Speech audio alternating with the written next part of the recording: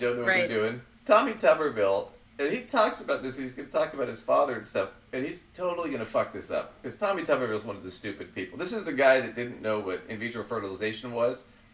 And in one interview, it wasn't even an interview, it was just them asking him questions. And in two questions, they told, first off, all about banning it. Second off, oh no, wait, now that I know what it is, maybe we need it. Oh, no, ban it. No, we need it. This guy's a freaking idiot. So we're going to watch him talk about this situation a little bit too, because he just cracks me up. I got to lay into him. You've seen of a battle in Ukraine. Zero in the last 6, 7, 8 months.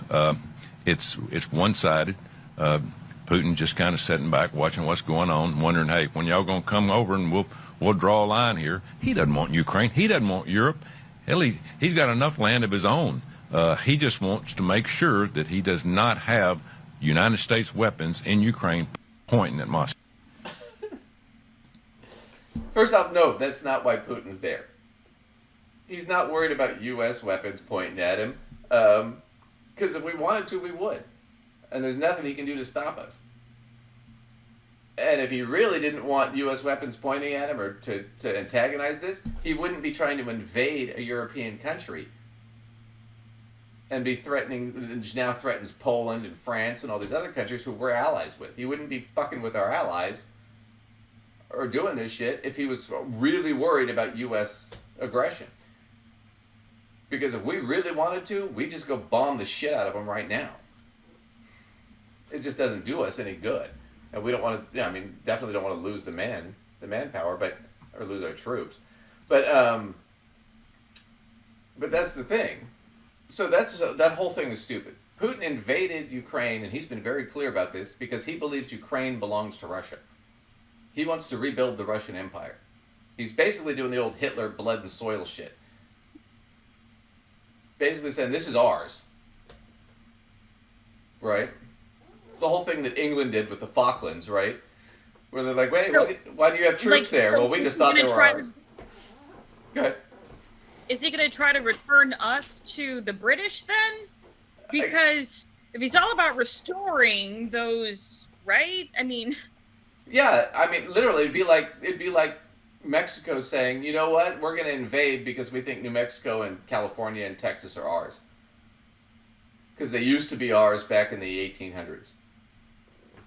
That's literally what Putin's doing. And that's what he believes. And he's got enough crazy dipshits that are scared shitless of him to say, oh yeah, you're right. So here's Tuberville.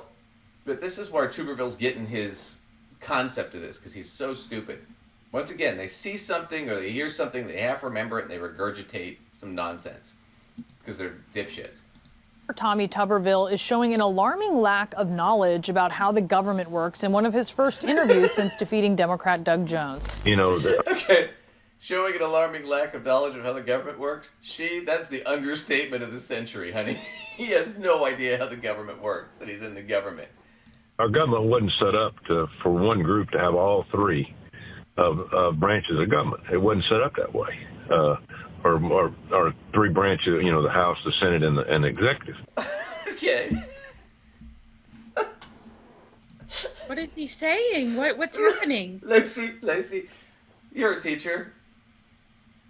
If you had that on a test on a civics exam or a social studies, what are the three branches of the U.S. government? And the kid wrote House, Senate, and Executive. What do you half points for that? On a Regents exam, they might get a point out of that. I don't know. Actually, I didn't even make it as far as the second half of the quote, to be honest with you. I got stuck on the first sentence. Not making sense to me. Government wasn't set up for one group to have all three branches of government? Which group are we talking? White men? Because that was the case for the first 200 years. Well, I have to be honest with you. I didn't even make it to the second sentence that you were talking about, because I got so stuck on this first sentence. Which one group is he talking about? White. For one group to have all. What is he talking about? White men, I guess. I don't know. Does he mean for the Democrats or Republicans? One one political side isn't supposed to have all three? I don't even know. I don't know. I don't know. Listen, it's going to give me a headache. I'm not going to try too hard for this one. But technically, the one he forgot, the judicial, is supposed to be unbiased politically. Of course, that's not the case, especially now. But the thing about it is there have been times when the Republicans and the Democrats have had the House, the Senate, and the presidency. And the House and the Senate are one branch. It's the legislative branch. They legislate. They create laws. And so even if he's talking about like the, one group meaning parties, the judicial branch has nothing really to do with parties per se anyway. Right. Well, for me, it's but then he didn't mention that branch either, so he either didn't know it or forgot about it. Right. I need to give up on this one. It's making my head hurt. I can tell you this, from my perspective as a professor, I don't teach politics, I teach finance, but first off, I don't know, like you said, the first sentence makes no sense. Our government wasn't set up I'm for an one English group. teacher. Yeah, that doesn't make a ton of sense. I'm an English teacher, and therefore the first sentence my brain got too hung up on to make it as far as errors in the second one. I was still stuck on what he was talking about. So Lacey already failed him on grammar and substance. I can't even get to right, this. exactly. Did you read my whole paper? Yeah, I read part of it. I didn't say I could get past the second paragraph. F. I mean, honestly, I teach college finance. I got to tell you this. If I ask you what the 3 branches of government are, or if I ask you what the 7 steps of the financial process are, and you can't list them, I mean, if you list them and you miss something or you screw one up, I might give you partial points. But on this one, this is easy. It's 3 branches: legislative, executive, judicial. In that order in the Constitution. Should be easy, right? Now, I might give a college sophomore, freshman, half points for that, because they screwed up the legislative, but they got House and Senate, and they got executive. Okay. Yeah, I think a high school kid would get partial credit for that on like an examination for getting some of it right, but not full credit, because obviously there's a chunk missing completely. Right, but if you're a senior or you're a grad student, that's 0 points. You shouldn't be screwing up that bad at that level. And furthermore, if you're a senator in the United States government, you don't even know the 3 branches. Now, at that point, you're getting negative points from me. He's so fucking stupid. Oh, man. I just can't believe how dumb he is. Here he is talking about... She's going to go into a little bit more of this. Let's watch a little bit more of this, because this is just great. And then we'll wrap up. Now, the 3 branches are, of course, the executive, the legislative, which is both the House and the Senate, and the judiciary. But he didn't stop there. Here is what Senator-elect Tuberville said about his fears that Democrats are pushing the country toward socialism. As I tell people, my dad fought 76 years ago in Europe to free Europe of socialism. It's not the first time that he's told that story about World War II. This is what he said on election night. My dad, as you know, I said this last time, he quit school at 16, joined the Army, landed at Normandy at 18, drove a tank across Europe. He said, I've never gotten the look on the people's face in Paris when we liberated Paris from socialism and communism. So so let me get into this. This is where this shit's funny. Wait, what? I know. First off, the Nazis called themselves the National Socialist Party, but they weren't socialists, they were fascists. They called themselves socialists because they wanted to get votes. And socialism was popular. It still is popular in Europe. Popular in the U.S. too, to a degree. They just people don't like the word, right? But anyway, so here's the deal. His father wasn't 16 when he joined the Army. He was 18 in 43 when he joined. And he was drafted like everybody else. okay? His father was not in a tank division. His father was a tech. His father was at Normandy for D-Day.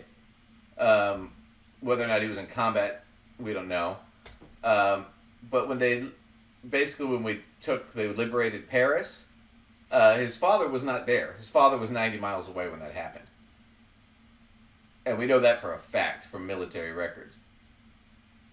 Right? So he's lying about this whole thing. Plus, what he's really fucking up is this. When we went in to help liberate Paris with the rest of the Allies, who were we going to back up? We were backing up the rebels who were fighting against the Warschau and the Vichy government in Paris at the time that the Nazis had. Who were the rebels led by? The Communist French Party. So we were fighting with the communists. And who were we also fighting the Germans with? The Soviet Union. Who was the one who liberated Berlin and defeated the Nazis? The Soviet Union. So what the fuck is he talking about, man?